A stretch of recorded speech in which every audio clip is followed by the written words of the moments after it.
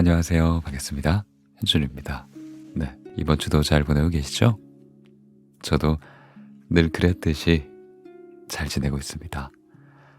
퇴근하고 집에 와서 밥 먹고 또 산책하고 그렇게 책 읽다가 잠드는 그런 생활을 하고 있어요. 요즘에 저는 저녁 식사를 평일 아침에 이제 배달이 오는 그런 도시락을 먹고 있거든요. 그래서 이걸 항상 저녁에 먹는데 어, 메뉴 고민을 안 해도 돼서 그래서 좀 좋은 것 같다라는 생각이 듭니다. 그 안에 야채도 많이 이렇게 포함이 되어 있어서 제가 원래 야채를 좀 잘 안 먹거든요. 근데 이게 샐러드 형식으로 있어서 좀 속도 좀 편한 느낌이 들고 그렇습니다. 그래요. 막 혼자 있으면 밥 잘 안 챙겨 먹게 되잖아요. 근데 이렇게 아침에 늘 배달을 시켰더니 좀 좋은 서비스가 있는 것 같습니다. 예. 이렇게 밥을 좀 잘 먹어야 기분도 나고 기분도 좋고 잠도 잘 자는 게 아닌가 하는 그런 생각을 해봅니다. 네. 그래요. 오늘은 좀 색다르게 책 소개를 한번 해볼게요.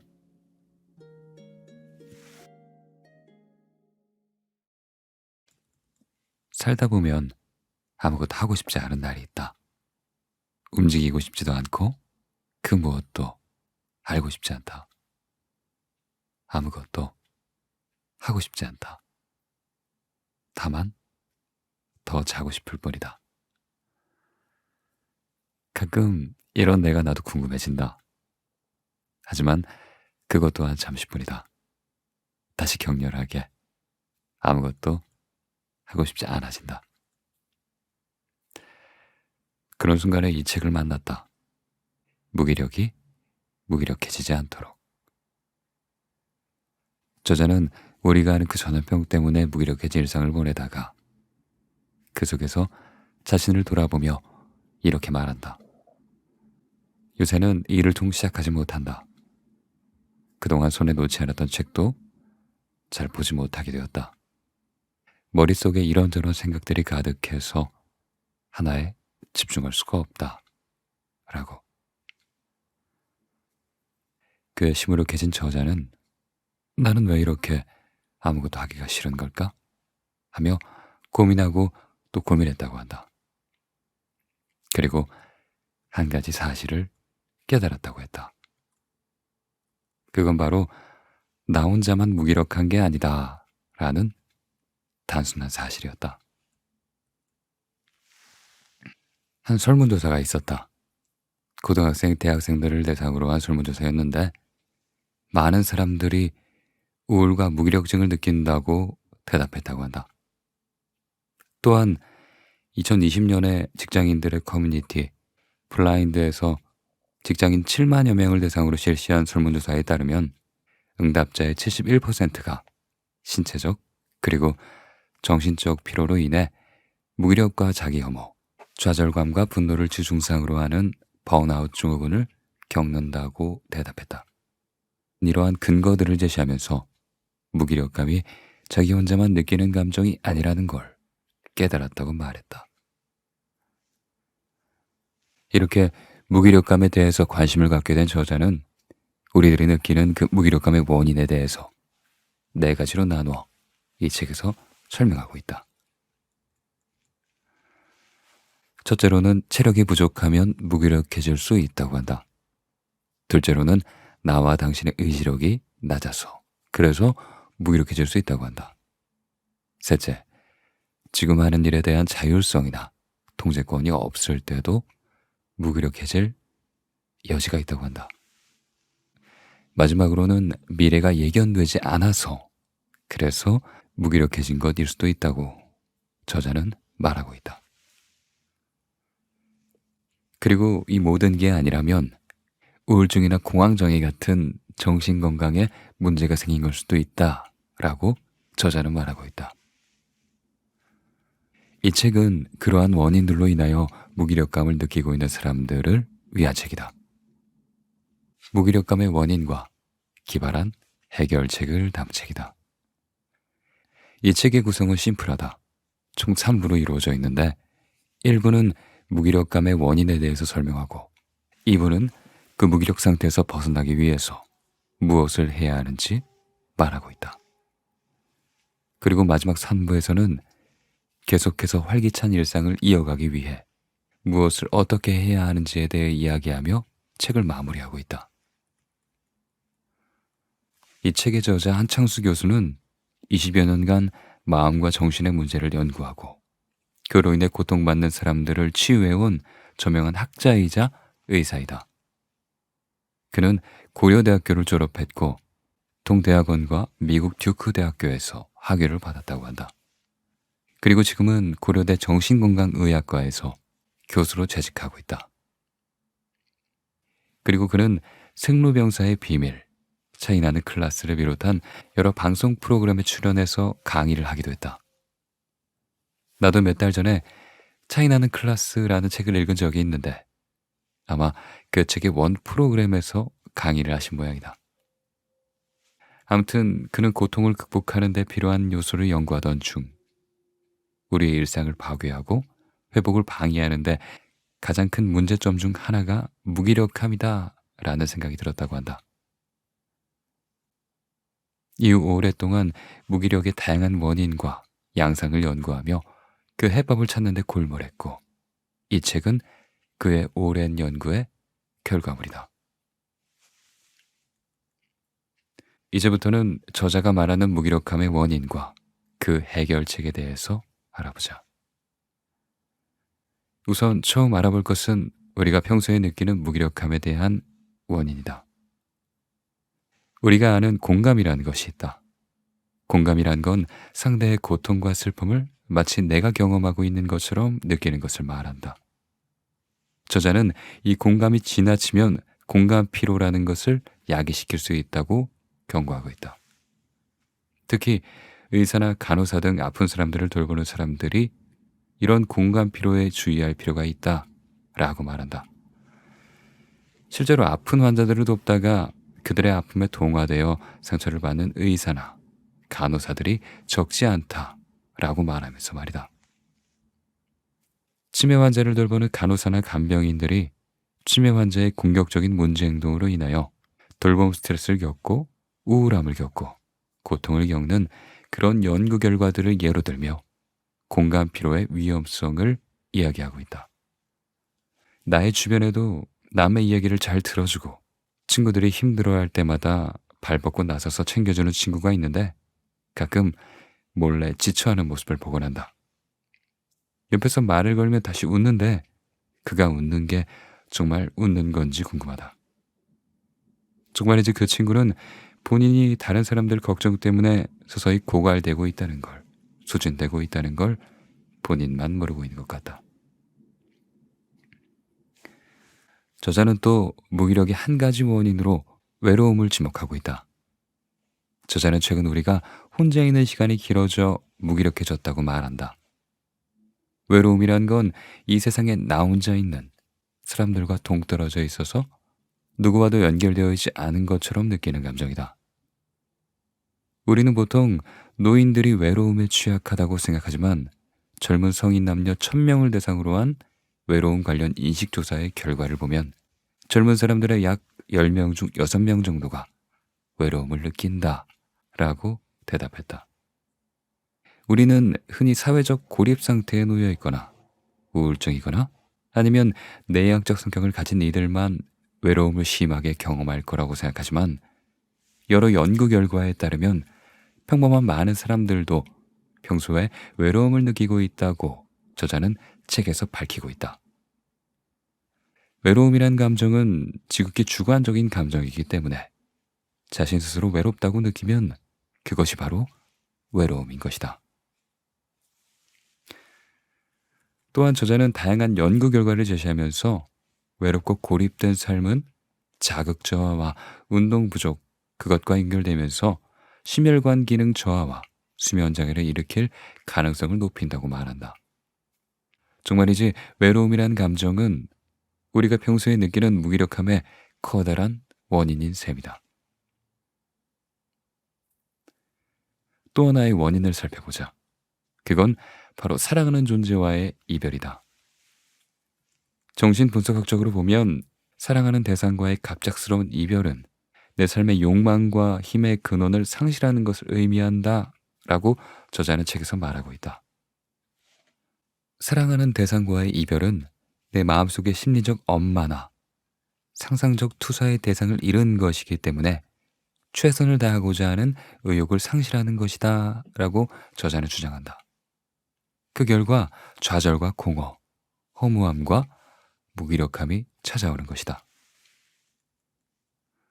또 저자는 이러한 상황에서 자기 연민에 빠지는 것도 무기력함의 한 원인이 될 수 있다고, 그렇기 때문에 자기 연민은 위험할 수 있다 라고 밝히고 있다.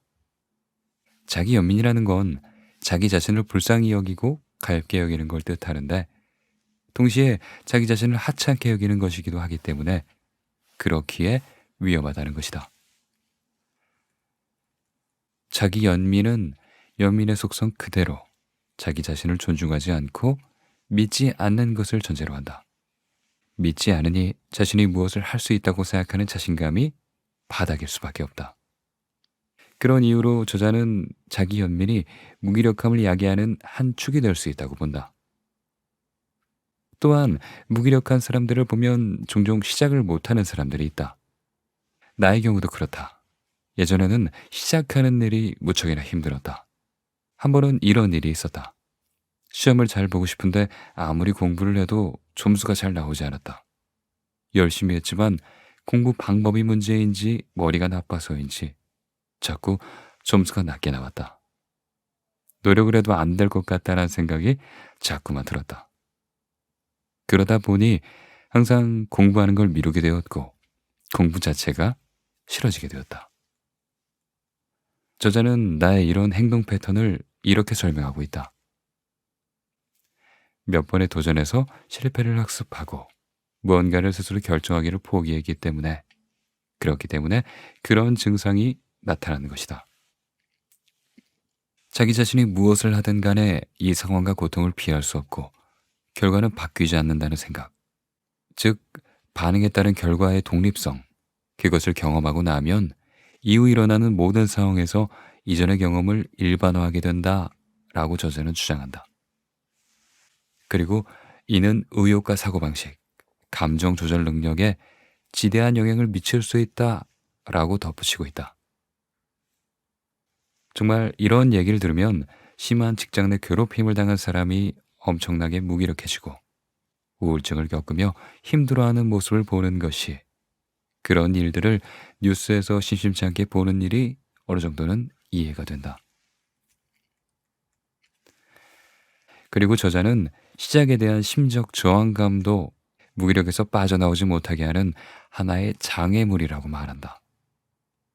즉, 어떠한 일에 익숙하지 않고 경험이 부족할 때 너무나 큰 목적을 세우고 달려들면 실패할 가능성이 꽤 커진다는 것이다. 그러다 보면 실망을 반복하게 되고 새로운 도전에 소극적이 될 수밖에 없다라고 저자는 말한다. 그러면서 시작을 좀 더 쉽게 하기 위해서는 너무 큰 목적보다 작은 일부터 시작하라고 이야기한다. 마라톤을 완주한 사람도 처음에는 1km, 5km 달리기부터 시작했다는 근거를 들면서 말이다. 저자는 정신과 의사다.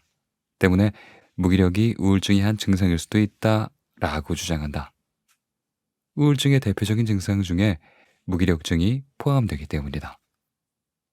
저자는 국내 국가건강영양조사연구에서 우울증의 증상 중 가장 흔하게 나타나는 것이 우울감이 아니라 피로감이라고 언급하며, 그와 동시에 불면증이나 불안, 의욕 없음 등의 증상이 있으면 우울증 진단 기준에 포함될 여지가 있다라고 밝히고 있다.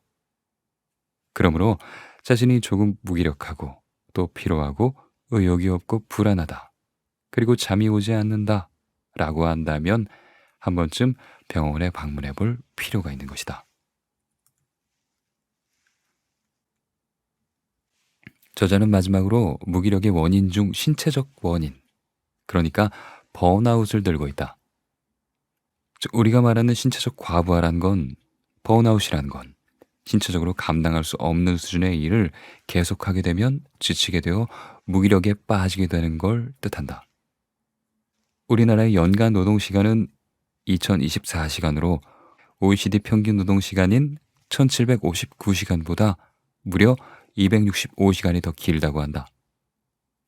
저자는 이러한 우리나라의 많은 노동시간이 심각한 신체적 그리고 정신적 질환을 초래할 수도 있다 라고 주장하고 있다. 그 근거로 우리나라의 노동자와 질병 간의 관계를 분석하면서 노동시간이 주 60시간을 초과하는 그룹은 표준 근무 그룹에 비해 우울증에 걸릴 위험이 유의미하게 증가한다는 점을 들고 있다. 이렇게 저자는 곧 이 체력의 문제가 마음 건강에도 지대한 영향을 미치고 있다 라고 한다. 고려대 연구팀에서 3,169명의 국가건강 영양조사 자료를 토대로 악력과 우울증의 상관관계를 네 그룹으로 나누어서 분석한 적이 있는데, 악력이 가장 낮은 그룹은 가장 높은 그룹에 비해 우울증이 생길 가능성이 2배나 높았다고 한다. 그리고 마지막으로 신경 호르몬의 불균형이 무기력증을 야기할 수도 있다고 말하고 있다. 이를테면 행복 호르몬인 세로토닌, 집중력 호르몬인 노르에피네프린, 쾌감 호르몬인 도파민 등 여러 신경 호르몬들이 더 분비되고 혹은 덜 분비되는 것이 기분에 큰 영향을 미칠 수 있기 때문에 라고 밝히고 있다. 이렇게 다양한 무기력의 원인들이 있다면 이제 해결책에 대해서 알아볼 차례다. 저자는 2장에서 이런 무기력증을 해결할 수 있는 쉬운 해결책들을 다루고 있다. 일상생활에 적용하기도 쉽다. 하지만 앞서 제시한 원인들의 개별적인 해결책들은 각 원인 파트 맨 마지막 부분에 기술되어 있다.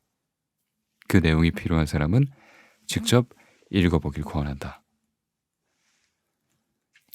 저자가 2장 해결책 편에서 제시한 첫 번째 해법은 바로 글쓰기다. 저자는 무기력한데 무엇을 가장 먼저 해야 할지 모르겠다면 우선 글쓰기를 시작하라고 말한다.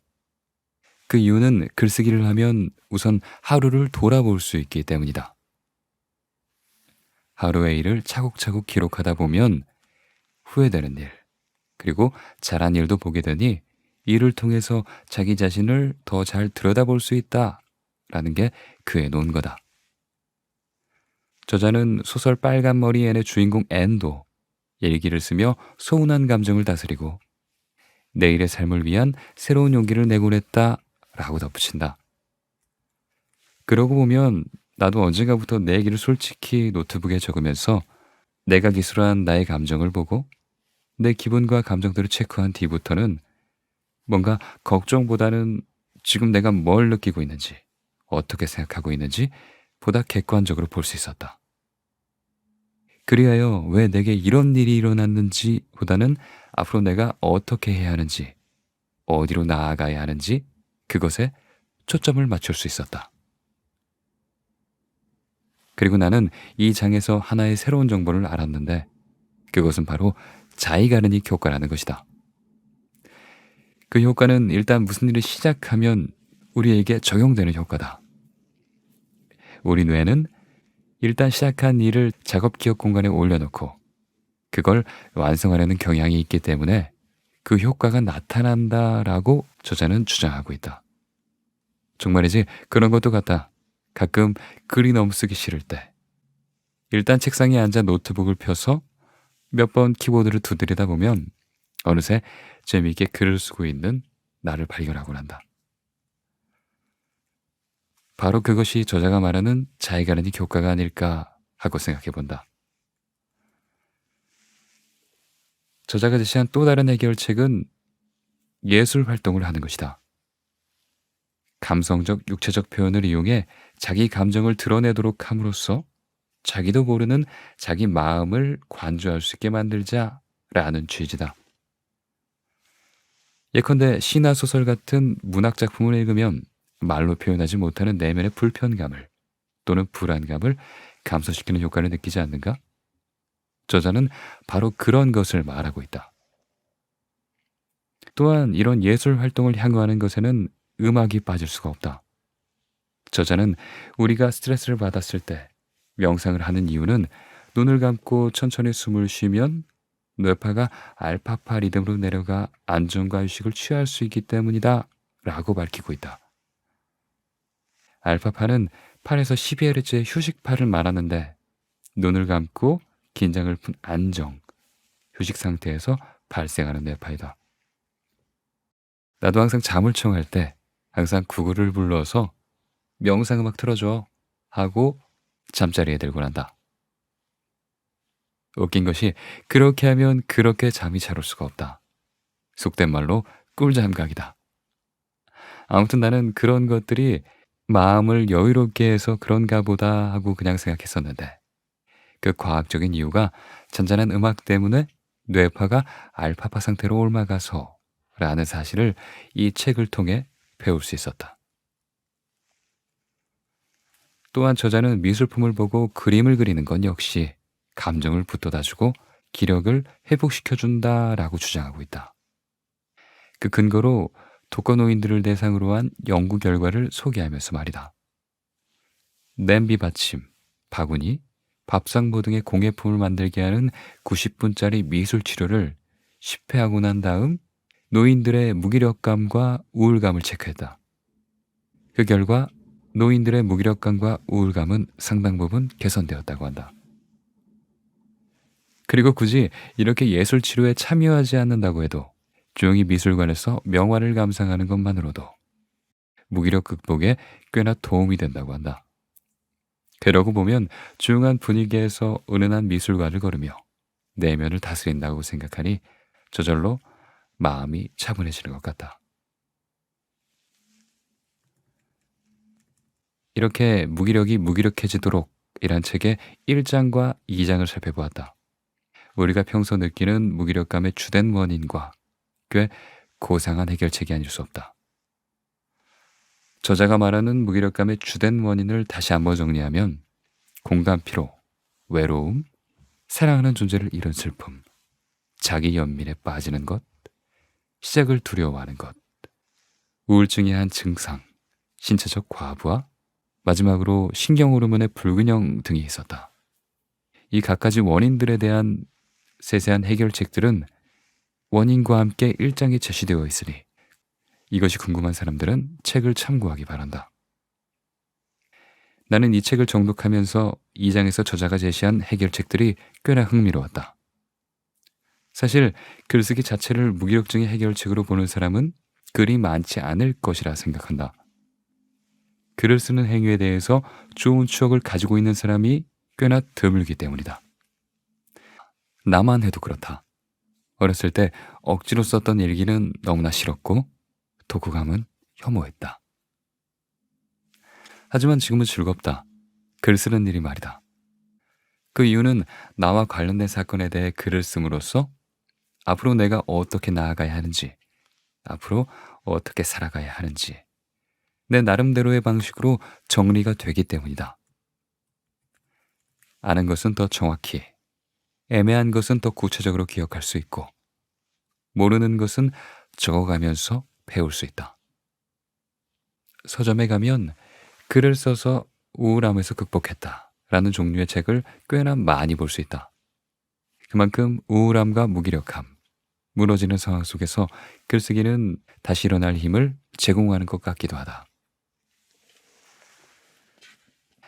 이러한 이유들로 저자가 제시한 글쓰기 방법은 무기력함을 근본적으로 해결하는 강력한 무기가 된다. 부디 지금 지치고 너무나 힘들다면 글을 쓰기 바란다. 분명 큰 효과를 볼 수 있을 것이다. 물론 이 책에는 글쓰기와 예술활동을 즐기는 것, 그것 말고도 다른 여러 가지 해결책들을 과학적인 근거들과 함께 제시하고 있다. 나아가 3장에서는 활기찬 생활을 유지할 수 있게 하는 다양한 방법들을 담고 있다. 무기력에서 완벽한 해방을 꿈꾸는 사람들이라면 한 번쯤 읽어볼 만한 책이 아닌가 하는 생각이 든다. 구성이 깔끔하고 직관적으로 쉽게 읽히는 책이었다.